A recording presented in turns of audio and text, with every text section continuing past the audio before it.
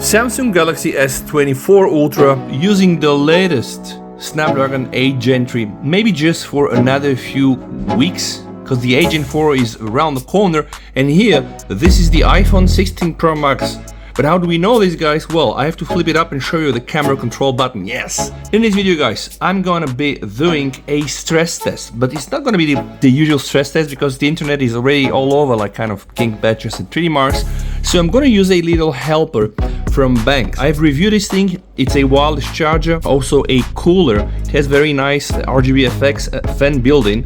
And guys, I'm also using Banks cases for all the phones. The reason for this is, well, let me show you, it's very simple. The Banks cases have MagSafe, which means that I can just take this, put it here, boom, and then snap it to all these nice phones. This is so strong. It requires a lot of power to remove it on. So what I'm gonna do in this video, guys, I'm gonna do a 3D Mark stress test so we know how it goes, Wildlife Extreme. But I'm also gonna cool down the phones to just see what those chips can do. And also I'm going to disable charging. The S24 Ultra is on the left and the iPhone 16 Pro Max on the right of your screen.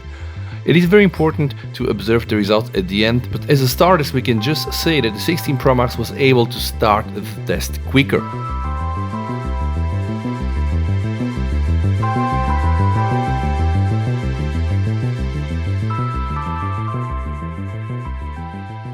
During the real-time execution of those tests, I monitored the temperature close with my temp gun, and indeed the cooling works, but we're gonna see what happens at the end, so stay tuned.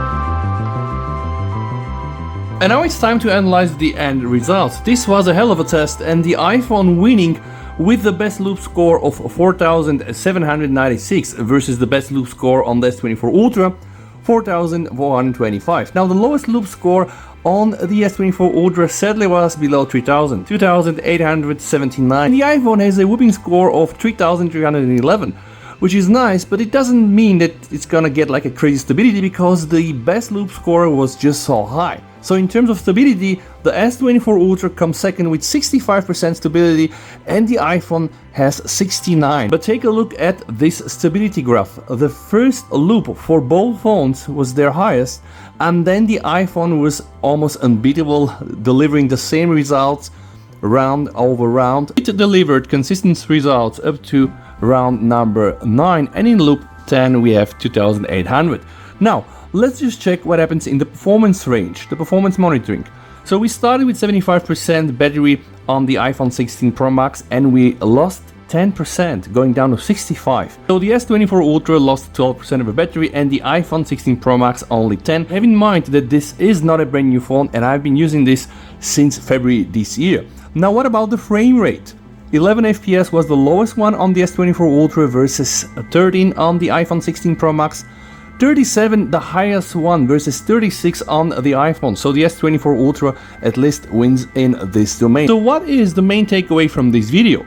The 8 Gen 3, if properly cooled, isn't less powerful than the A18 Pro in the 16 Pro Max, because the stability rating is circa the same. It also shows, of course, that the A18 Pro is very powerful and also very stable, again, if properly cooled. I only decided to do this test with the proper cooling because you've pretty much seen the other results in the videos. So let me know what you think down below in the comments and sub if you like. Thank you so much. Wir ist die over and bye.